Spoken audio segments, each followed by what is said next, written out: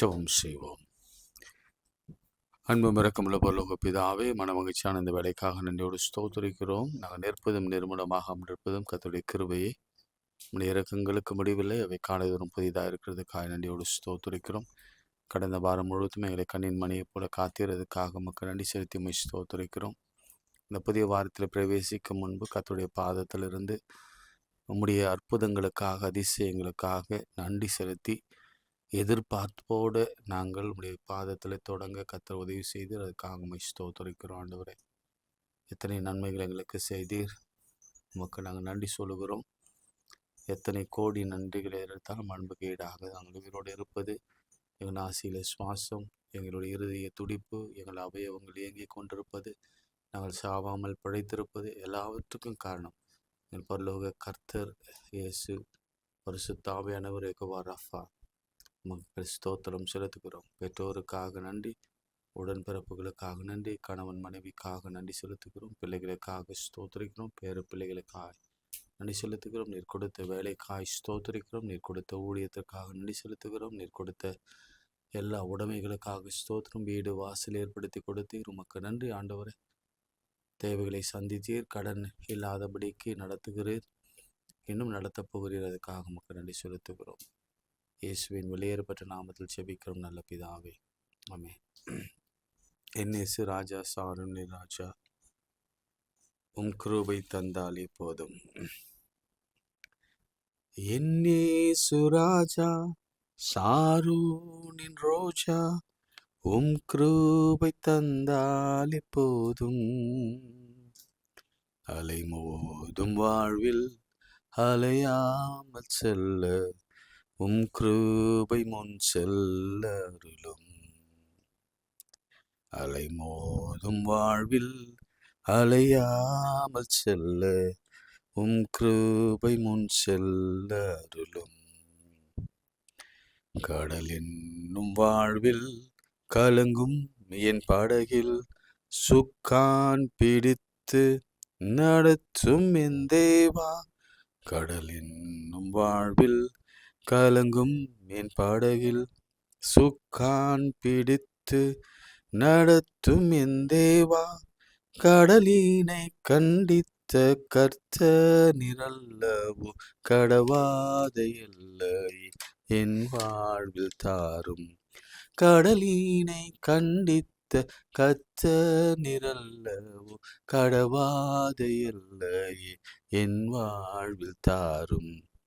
என்னேசு ராஜா, சாரோனின் ரோஜா, உம் கிருபை தந்தால் இப்போதும். அலை மோதும் வாழ்வில் அலையாமல் செல்ல உம் கிருபை முன் செல்ல அருளும்.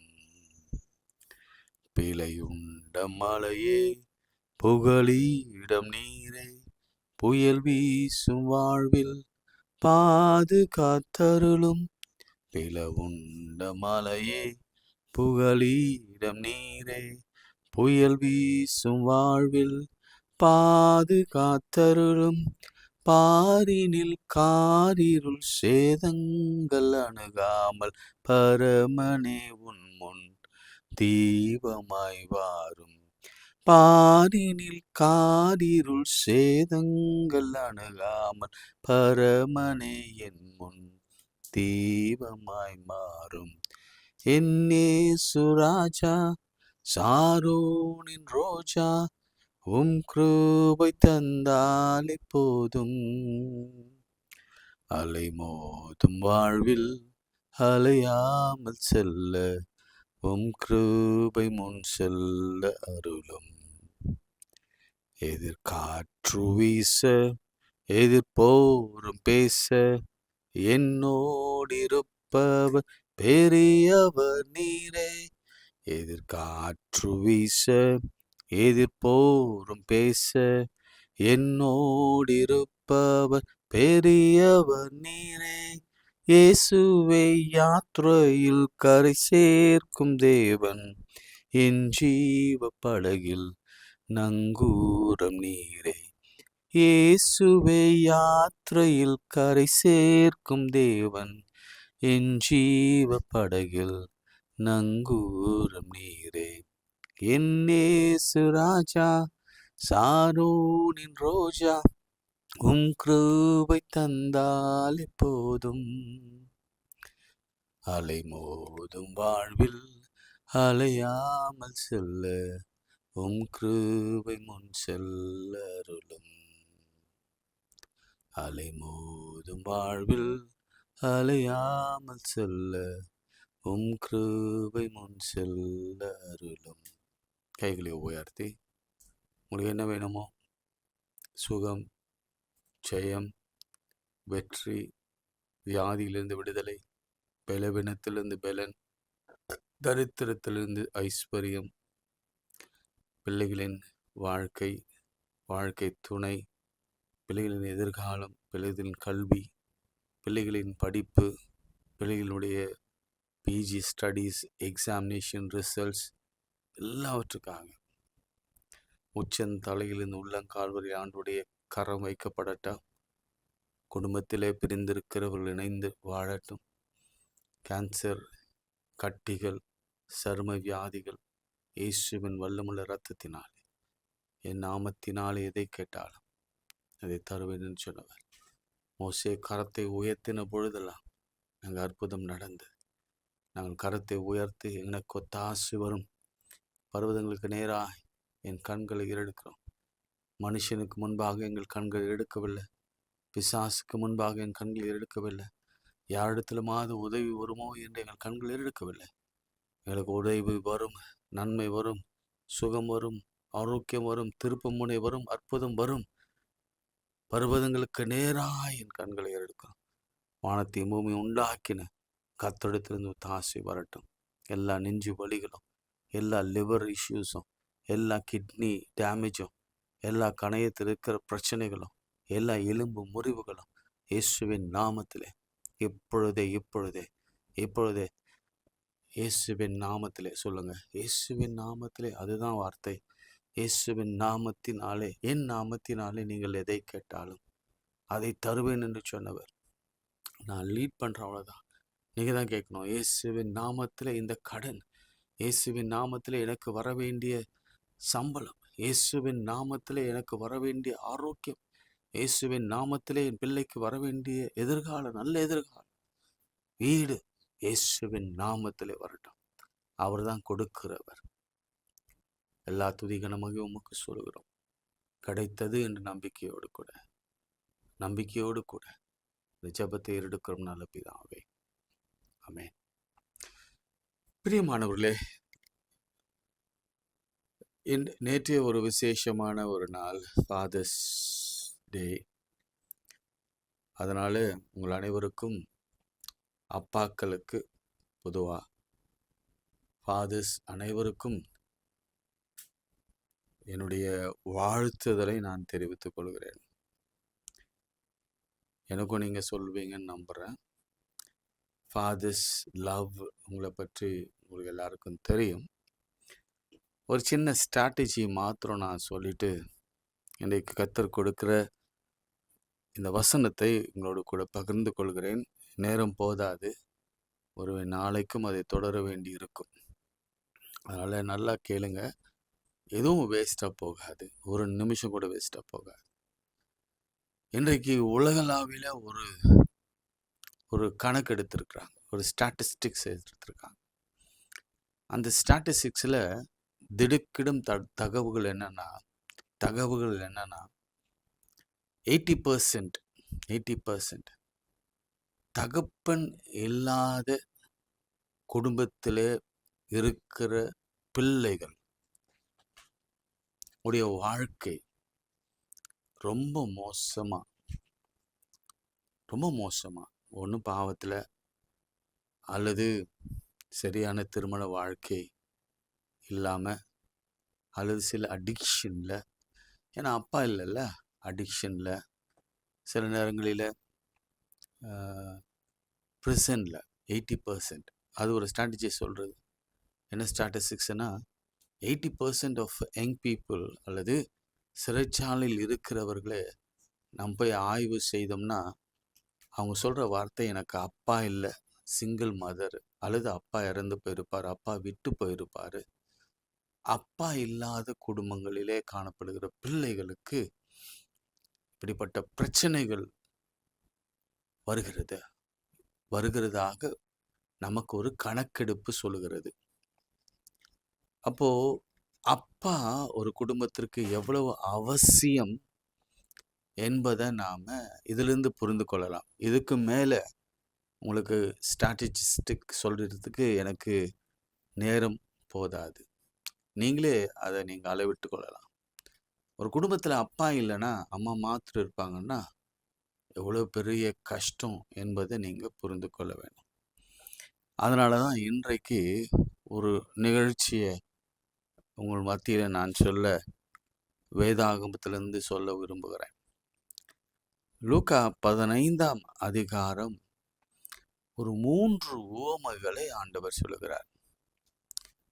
அந்த 3 உவமைகளில் முதலாம் உவமை லாஸ்ட் ஷீப், அதாவது தொலைந்து போன ஆடு. ஒரு மெய்ப்பனுக்கு 100 ஆடுகள் இருந்தது. இருந்தனவா இருந்ததா சரி, தமிழ் தெரியல. இருந்தன. அதுல ஒரு ஆடு காணாமல் போயிற்று. இப்ப மெய்ப்பன் என்ன செய்கிறார்?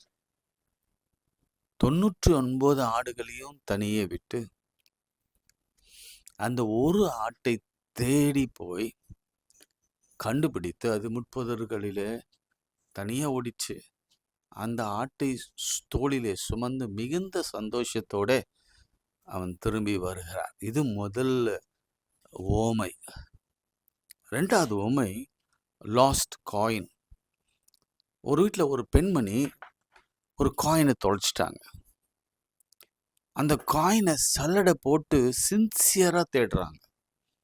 அந்த ஸ்திரீ வீட்டை பெருக்கி, விளக்கை கொடுத்து வீட்டை பெருக்கி எல்லா இடத்தையும் தேடி தேடி தேடி அலசி கடைசியில அந்த காயின் கிடைத்த உடனே அந்த மகளுக்கு கிடைத்த ஒரு பெரிய சந்தோஷம் அதை அளவிட முடியாது. அதை 2வது ஊமையாக சொல்லுகிறார். 3வது ஊமை தான் லாஸ்ட் சன், ப்ராடிகல் சன் என்று சொல்வோம். தமிழ்ல மனம் திருந்திய மைந்தன், அல்லது பவர்ல சொல்லியிருக்கிறபடியே என்ன, கெட்ட குமாரன். நம்ம கெட்ட குமாரன் என்று சொல்ல வேணாம், மனம் திருந்திய மைந்தன் என்று பாசிட்டிவா சொல்லலாம். எனவே இந்த நாளில் பார்க்குற எல்லாரும் தயவு செய்து இந்த ஃபாதர்ஸ் டே உடைய மெசேஜை எல்லாருக்கும் சொல்லுங்க. அது மிகுந்த பிரயோஜனம் உள்ளதாக இருக்கும். உங்களுக்குள்ளே அடக்கி வைத்து கொள்ளாதீங்க. நான் சொல்றேன், உங்களுக்கு ஒரு பெரிய அற்புதம் இதில் நடக்கும். இதில் என்ன ஆச்சுன்னா, ஃபர்ஸ்ட் நம்ம பார்க்கலாம்.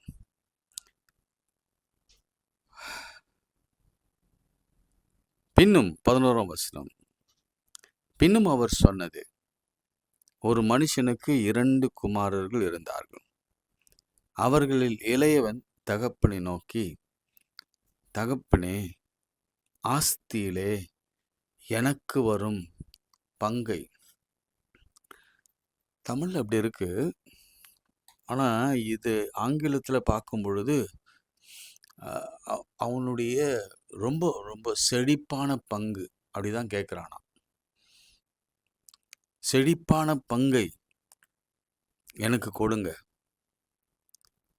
எனக்கு கொடுங்க என்று சொல்லி அவன் கேட்டான். அந்தபடியே அவன் அவர்களுக்கு தன் ஆஸ்தியை பங்கிட்டு கொடுத்தான். நம்ம இதை நிறைய நேரம் கேட்டிருக்கிறோம், இந்த நிகழ்ச்சியை கேட்டிருக்கிறோம். சில உண்மைகளை நான் இதிலிருந்து ஆவியானவருடைய உதவியோடு கூட உங்களுக்கு சொல்ல விரும்புகிறேன்.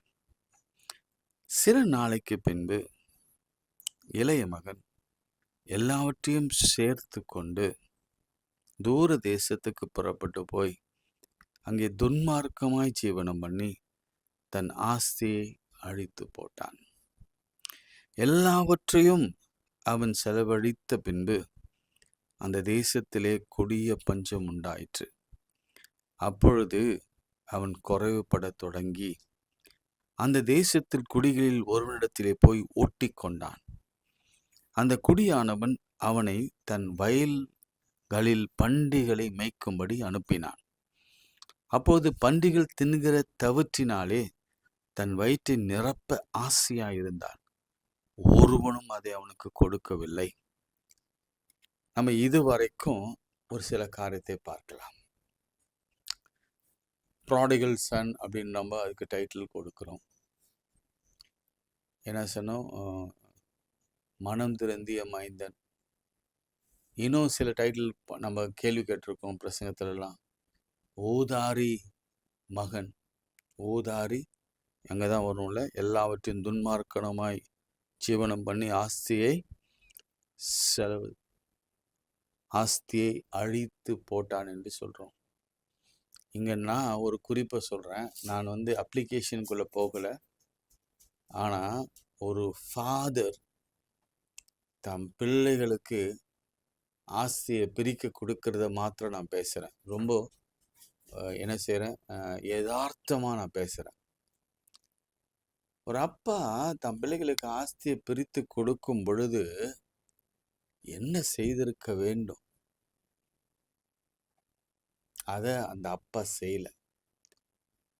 கேட்டவனை கொடுத்ததும் தவறு. சரி, கொடுத்து விட்ட பிறகு அந்த அந்த அந்த ஆஸ்தியை அவன் எப்படி செலவிடணும் என்று ஒரு ஆலோசனை கூட சொல்லாமல் அனுப்பினதும் தவறு. நீங்க கேட்கலாம், இந்த காலத்துல 18 வயசான பிறகு அவங்க எல்லாம் வளர்ந்துடுறாங்க, அவங்க ஒரு அடல்ட் ஆயிடுறாங்க. அடல்ட் ஆன பிறகு நாம என்ன அட்வைஸ் சொன்னாலும் அவங்க சுத்தமா கேட்பதில்லை. அதுதான் உண்மையும் கூட. இன்றைக்கு நிறைய வாலிப பிள்ளைகள் நம்முடைய அட்வைஸை பொருட்படுத்துவதே இல்லை. ஒன்று, ஃபர்ஸ்ட் ஆஃப் ஆல். அதே சமயத்துல நிறைய அப்பாக்கள் பிள்ளைகளுக்கு மாதிரியா இருப்பதே இல்லை. அந்த இன்ஃப்ளூயன்ஸ் சொல்லுவோம்ல, ஒரு எஃபெக்டிவ் ஃபாதரா இல்லை, ஒரு மாடல் ஃபாதரா இல்லை, ஒரு மாடல் ஃபாதராக இல்லை. அப்படி மாடலா இருந்திருந்தா ஒருவேளை தகப்பனுடைய அந்த இன்ஹெரிட்டன்ஸ் சொல்லுவோம்ல, வழிமரபு, லெகசி அப்படின்னு சொல்லுவோம்ல. லெகசினா அவனுடைய வழி தோன்றல், அதை பின்பற்றி அவன் வருவான். நான் பைபிள்லேருந்து சொல்லலை, நான் யதார்த்தமான சில உண்மைகளை நான் சொல்லி கொண்டிருக்கிறேன். ஃபார் எக்ஸாம்பிள், நானே எடுத்துக்கோங்க. நான் ஏமா பாஸ்டர், எனக்கு 2 பிள்ளைகள் இருக்கிறாங்க.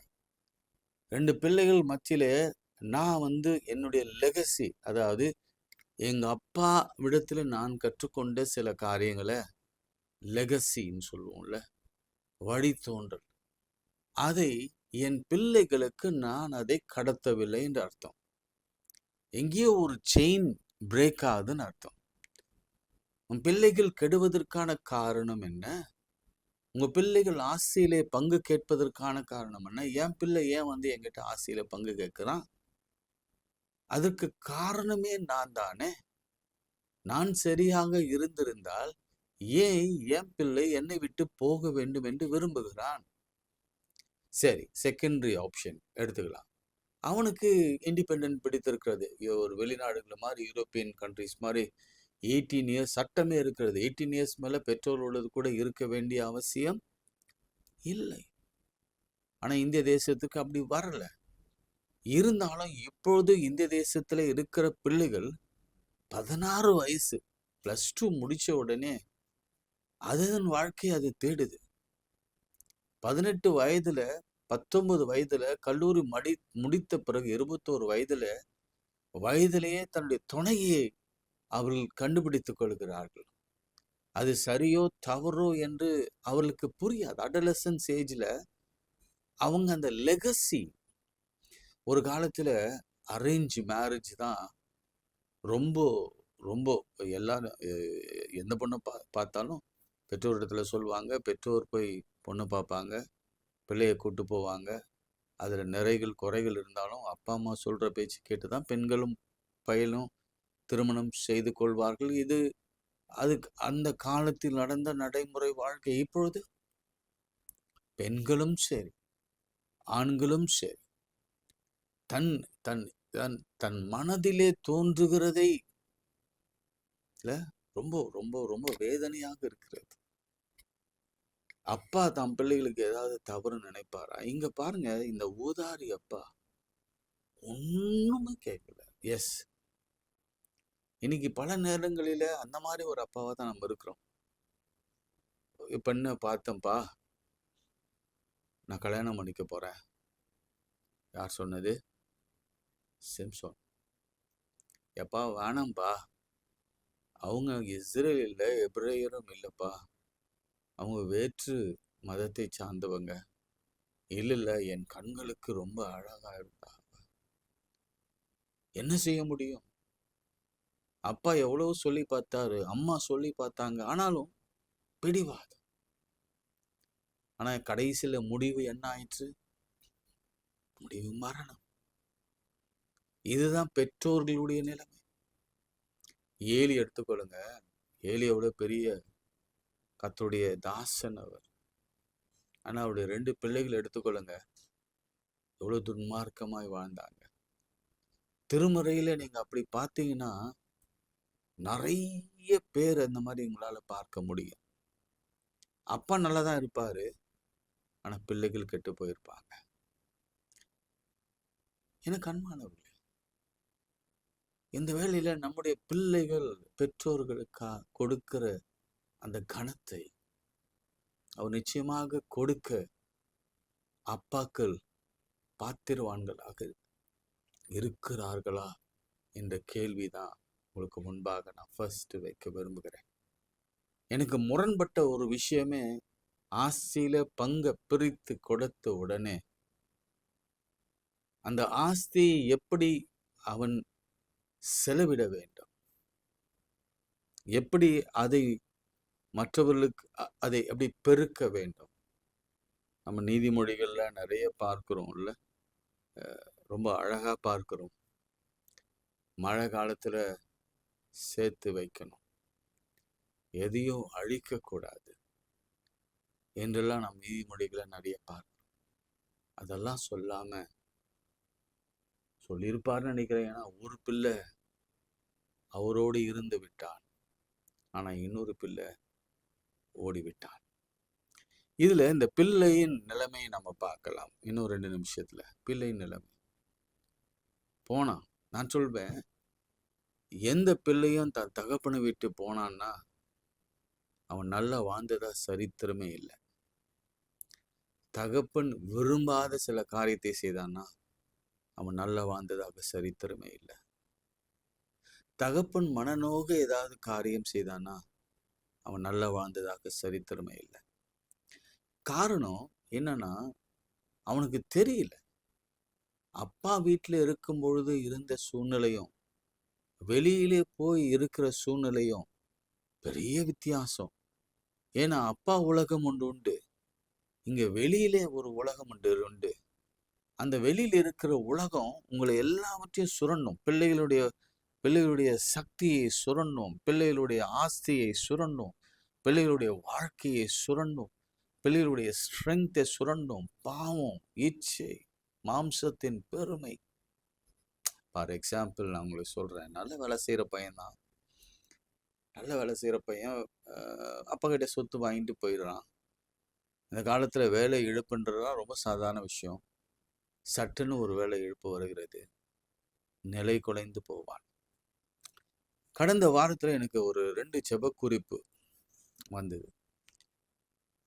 இன்ஃபேக்ட் இது ஒரு 3ஆ கூட சொல்லலாம். அந்த 2 ஜெப குறிப்புலுமே ஒரு வாலிப பிள்ளை 37 வயது டிப்ரெஷன்ல இருக்கான். தம்பி டிப்ரெஷன்ல இருக்கான். எதுக்கு? வேலை இல்லை. என்ன ஆச்சு? மேனேஜரோட சண்டை, அதுக்கப்புறம் வேலை போயிடுச்சு, அது ஒரு போலீஸ் கேஸ் ஆயிடுச்சு. அப்படி கேஸ் ஆன பிறகு ஒரு குடிக்க ஆரம்பிச்சார். இதுல ஒரு ரொம்ப மன வருந்துகிற ஒரு செய்தி என்னன்னா, அவன் குடிக்க ஆரம்பித்த பொழுது அவங்க தாயார் சொன்ன விஷயம், அப்பா தம்பி வெளியிலலாம் போய் குடிச்சிடாதப்பா, வாங்கின்னு வந்து தரேன், நீ வீட்லயே குடி. சரி, இன்னொரு பிள்ளைக்கு நான் ஜெபம் பண்ணேன். அவன் பெங்களூர்ல வேலை செய்கிறான். பெங்களூர்ல வேலை செய்கிற பொழுதும் பயங்கர ப்ரெஷர் அவனுக்குள்ள. திடீரென்று ஸ்ட்ரோக் வந்து நடு பிரெயின்ல கிளாட்டு. நல்லா பேசுகிறான், பட்டு கண்கள் மாத்திரம் இமை மூடாமல் நிற்கிறது. நல்லா பேசுகிறான், என்கிட்ட நல்லா பேசுகிறான். ஐயா ஜெபம் பண்ணுங்க, ஜெபம் பண்ணேன். 2 பேருக்கும் ஜெபம் பண்ணேன். நான் 2 பேருக்கும் ஜெபம் பண்ணேன். அதில் ஒரு ஜெபம் பண்ணவன் நல்லா தூங்கினான், நல்லா சாப்பிட்டான். நான் ஃபஸ்ட்டு சொன்னேன்ல 38 வயசு, நல்லா சாப்பிட்டான், நல்லா தூங்கினான் அப்படின்னா சொன்னார். ஆவியானவர், கர்த்தர் ரொம்ப நேசிக்கிறவர், அவர் அப்பா, அவர் எந்த தூரத்தில் போய் வந்தாலும் அவர் சேர்த்துக்கொள்ள பிரியமாக இருக்கிறார். இன்னொரு ஃபேமிலி, நல்லா கவனிங்க, பெரிய பதவியில் இருக்கிறாங்க, டாக்டர், அவங்க பெரிய பதவி, ஹஸ்பண்ட் டாக்டர், மகனும் டாக்டர். அந்த வயது கிட்டத்தட்ட 30-35 வயது. எனக்கு வந்த ஜெப குறிப்பு என்ன தெரியுமா? வீட்டை விட்டு வெளியேறாம இருட்டறையிலே உட்கார்ந்துருக்கிறான். எதை பார்த்தாலும் பயப்படுகிறான். யாரு? டாக்டர், எம்பிபிஎஸ், எம்டி, மாஸ்டர்ஸ் படித்தவங்க. ஒரு நாள் என்னை கூப்பிட்டாங்க, வீட்டுக்கு வந்து ஜெபம் பண்ணுங்கய்யா, சென்னைக்கு வரோம்.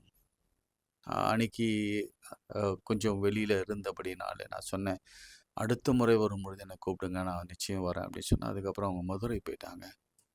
அதுக்கப்புறம் அவங்களால என்னால் பார்க்க முடியல. ஏன்? என்ன காரணம்? என்ன காரணம்? நான் காரணத்தை சொல்கிறேன், கொஞ்சம் நேரம் எடுக்கும். நான் காரணத்தை சொல்கிறேன். அப்பா ஒருவேளை தன் மகன் மீது ரொம்ப பாசம் வைத்து அவனோடு கூட வெளிப்படைத்தன்மையோடு கூட அவன் பேசியிருந்தால், அப்பா பேசியிருந்தால், அம்மா விட்டுருங்க, அம்மா சப்ஜெக்டே வேறங்க, அம்மா சப்ஜெக்டே வேற. ஒரு பிள்ளை, அதுவும் ஆண் பிள்ளை அல்லது பெண் பிள்ளை கூட விட்டுருங்க, ஒரு ஆண் பிள்ளை நல்லா வரணும்னா அப்பா அந்த ஆண் பிள்ளைகிட்ட எப்பொழுதும் கம்யூனிகேஷன்ல இருக்க வேண்டும், பேசிட்டே இருக்கணும். ஒரு நேரம் இப்படி தோணுச்சு, இதை நான் கேட்டேன். அதாவது ஒரு வேளை நம்ம ஒரு சரியான அப்பாவாக இல்லைனாலும், குறைவில் இருந்தாலும், ஏதோ ஒரு தவறுகளில் இருந்தாலும், நான் இப்படி தான் கேட்டேன் இன்னைக்கு, தவறுல இருந்தாலும் நீ மகனை கூப்பிட்டு, மகனே, டேய் நான் பலவீனத்தில் இப்படி தப்பு செய்யிட்டேன், மன்னிச்சுட்டு, உன்னோடு கூட இன்ட்ராக்ட் பண்ணவோ டைம் கொடுக்கவோ எனக்கு நேரம் போதில்லை, உங்ககிட்ட பேச எனக்கு ரொம்ப அவமானமாக இருக்குது, நான் அதுக்கு ஒரு தகுதியான அப்பாவாக கூட இல்லை அப்படின்னு நீங்கள் பேசினாலே போதும், அவன் அதை உணர்ந்து கொள்வான். இன்னைக்கு நான் உங்களுக்கு ரொம்ப அன்போடு சொல்கிற ஒரு ஆலோசனை என்னன்னா, பிள்ளைகள்கிட்ட பேசுங்க, டைம் ஸ்பெண்ட் பண்ணுங்க, நேசிங்க, வெறுக்காதீங்க. இது எல்லாமே எனக்கு ஆண்டவர் கற்றுக் கொடுத்த பாடம். நான் முதல்ல சொல்வேன், எப்பவுமே எனக்கு தான் ஃபர்ஸ்ட்ன்னு சொல்வேன், அதுக்கப்புறம் தான் ரெஸ்ட்ன்னு சொல்வேன், எல்லாருக்கும் மற்றவருக்கு சொல்வேன். அதுலேருந்து எனக்குள்ள ஒரு சின்ன மாற்றம், பெரிய மாற்றம் சொல்வேன், சின்ன மாற்றம் கூட இல்லை. நம்ம பேசணும், பேசணும், என்னதான் இருந்தாலும் பேசணும். அவங்க வாழ்க்கையை குறித்து பேசணும், எதிர்காலத்தை குறித்து பேசணும். தம்பி, நீ போகிற பாதை ரொம்ப தவறான பாதை, உனக்கு எதிர்காலம் என்ன சொல்லி கொடுக்கும்னு தெரியாது தம்பி. அங்க பஞ்சம் வரலாம், அங்க வேலை இழப்பு வரலாம். அந்த பெண் எப்படி சிம்சோனை தவறாக வழிநடத்தி மரணத்துக்கு நேராக கொண்டு போனாலோ அப்படி அவள் கொண்டு போகலாம். பணத்தாட்சி ஏற்படலாம், நீ வீடு வைக்கிற நிலைமைக்கு வரலாம், உன் ஆசை விற்க நிலைமைக்கு வரலாம், கையில காசு இல்லாம. நீ யோசிச்சு பாருங்க தம்பிங்களா, இந்த சின்ன வாலிப பிள்ளைகள் கூட சொல்றேன், அப்பா இருக்கும்பொழுது எல்லாத்தையும் கவனிச்சுக்கிறாரு, பேண்ட் ஷர்ட்டு, இப்போ காசு கொடுக்குறாரு, சாப்பாடு கொடுக்குறாரு, வீடு இருக்கு, கரண்ட் பில் கட்டுறாரு, உனக்கு தேவையானதெல்லாம் செய்கிறார். நீ தனியாக போன பிறகு உன்னால் ஒரு பொருள் கூட வாங்க முடியாத ஒரு சூழ்நிலை வந்துச்சுன்னா, அதை விட அவமானமோ ஷேமோ உலகத்தில் ஒன்றும் இல்லை. நல்லா கவனிச்சுங்க, வாலிப பிள்ளைகள் இதை கேட்குறீங்க. அதனால தான் நான் சொல்கிறேன், உன் தகப்பனையும் உன் தாயையும் கனம் பண்ணுவாயா. டியூட்டானமி 6ஆம் அதிகாரம். நான் நாளைக்கு இதை தொடர்ந்து நான் பேசுகிறேன்.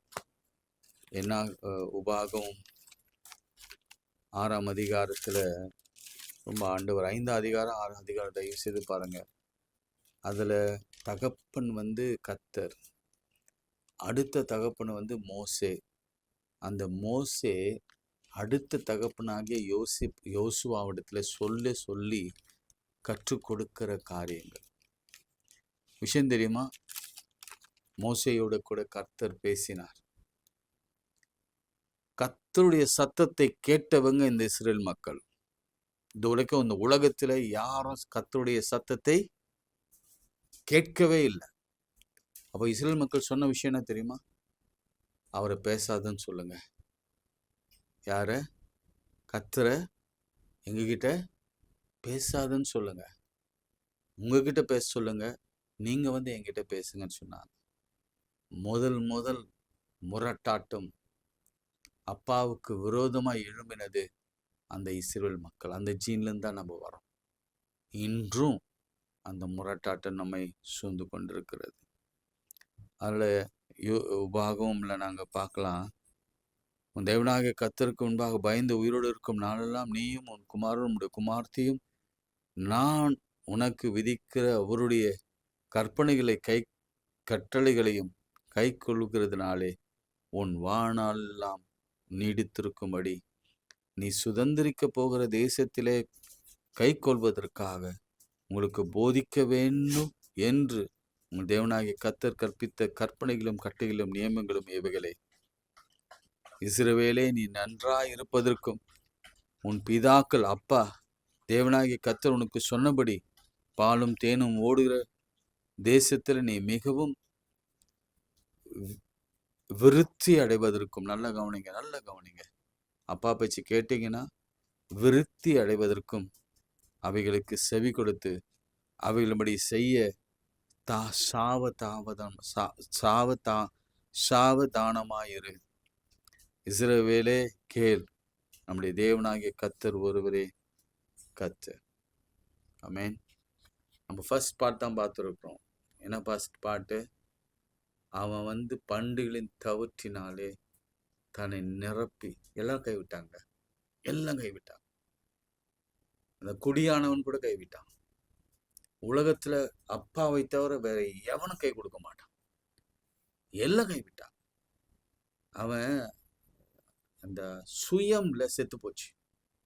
சுயம், செல்ஃப், மரியாதை, மானம், மரியாதை எல்லாம் போச்சு.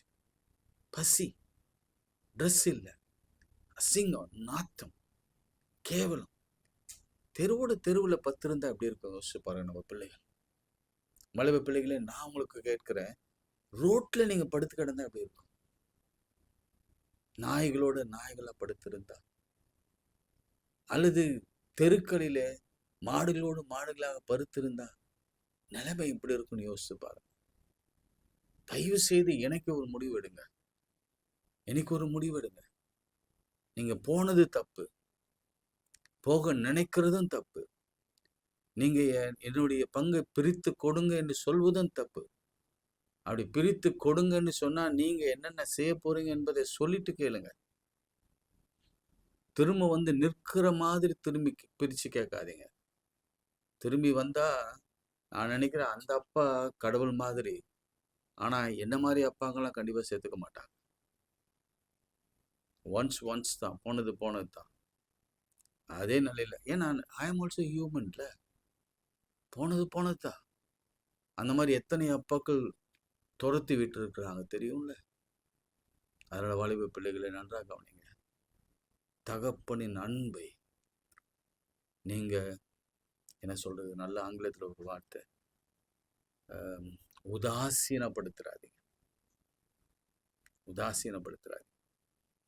அவர் ரொம்ப நல்லவருங்க, ஒன்றுமே சொல்ல மாட்டாருங்க, கேட்குறப்பெல்லாம் காசு கொடுப்பாருங்க, அவர் என்ன வேணால் வாங்கி கொடுப்பாருங்க, அவர் ஈஸியாக ஏமாத்திடலாங்க. அவர் அன்பு எக்ஸ்ப்ளாய்ட் பண்ண, நல்ல வார்த்தை, எக்ஸ்ப்ளாய்ட் பண்ணாதீங்க, எக்ஸ்ப்ளாய்ட் பண்ணாதீங்க. நான் இன்னைக்கு இந்த நிலைமையில நிற்பதுக்கு காரணம் என் தகப்பன் தான், என் தகப்பன் தான். கோயிலை பிறக்கி ஒரு ஓலை குடிசை கோயில், அந்த ஓலை குடிசை கோயிலில் வந்து அது சாணியில் முழுகிருக்கும், அதை முழுக வச்சு அந்த ப்ரீவியஸ் டே பெருக்கி வாசலில் பெருக்கி அதில் கோலம் போட்டு அருக்கின் லேம்ப், அதுக்கப்புறம் தான் பெட்ரமேக்ஸ் லேம்ப். எப்போ பார்த்தாலும் எங்கள் அப்பா பெருக்கிற வேலை செய்வார்.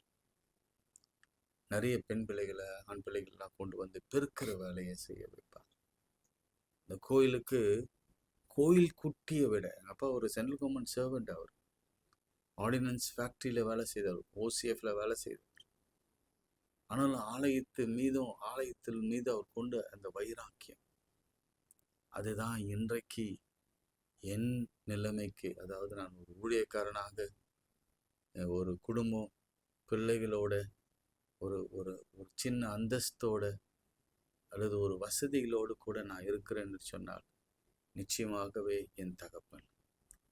அவரை நான் மனசார நினைவு கூறுறேன். இன்னைக்கு நான் தேடினேன், என்னுடைய ஃபோட்டோஸ் ஃபைலெல்லாம் தேடினேன், அப்பா ஃபோட்டோ எங்கன்னா இருக்குது, ஒன்று காணும். உள்ள கத்தர் அனுமதிக்கலையோ என்னமோ எனக்கு தெரியாது. ஆனால் அவரை நான் நினைத்து கொண்டேன். அவர் விரும்பின காரியம் என்ன தெரியுமா?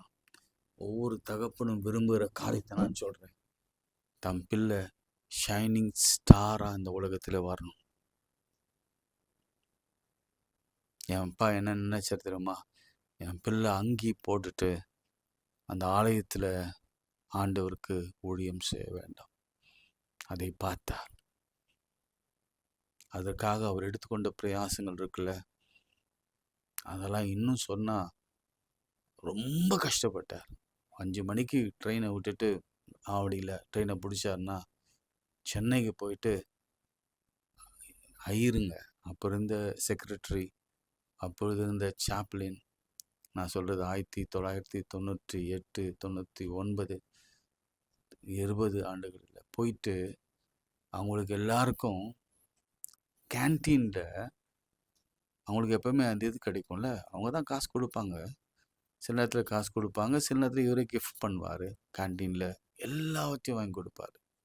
ஸ்டவ்லேருந்து, அப்போல்லாம் ரொம்ப பெரிய கஷ்டம், ஸ்டவ்லேருந்து, குக்கர்லேருந்து, அயன் பாக்ஸ்லேருந்து, ஃபேன்லேருந்து, எங்கே அது ஃபேனை தூக்கிட்டு போனோம்ல ட்ரெயினில், கையில் ஒரு பேக் வச்சுட்டு பாரு எப்பவுமே. இன்னும் கூட சொல்லுவாங்க இருங்க, வேர்க்கடலை, பகோடா, மிக்சர். எதுக்கு?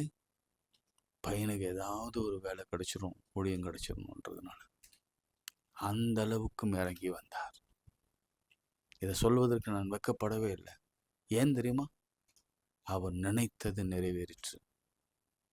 அவர் நினைத்ததை பார்த்தார். 2015ஆம் ஆண்டு, அதுக்கு முன்னாடி பார்த்தார். அதுக்கு முன்னாடி அவர் அநேகம் பார்த்தார். ஆனால் சிஎஸ்சியில் வேலை செய்ய வேண்டும் என்பது அவருடைய விருப்பம். நான் இங்கிலாந்து போனதை ரொம்ப பெரிய சந்தோஷமாக பார்த்தேன். நான் ஹைதராபாடில் இருந்ததை பெரிய மகிழ்ச்சியாக பார்த்தேன். பெங்களூர் பட்டணத்தில் இருந்ததை இன்னும் சந்தோஷமாக பார்த்தேன். ஆனால் சென்னை பேராயத்தில் வேலை செய்ய வேண்டும் என்பது அந்த ஆவா 2015ஆம் ஆண்டு தான் அவருக்கு நிறைவேறிட்டு. அது அவர் உள்ளத்தில் இருந்த பெரிய காயம் ஆறிற்று. இதுதான் ஒரு அப்பாவுடைய இயக்கம்.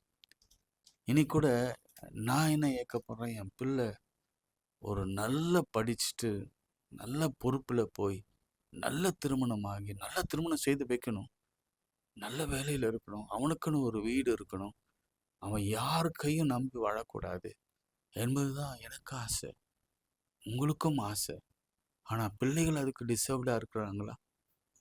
இல்லை. அப்படி இல்லைன்னா நாம் ஜெபிக்கணும், நாம் பேசணும், ஆண்டவரத்தில் கேட்கணும்.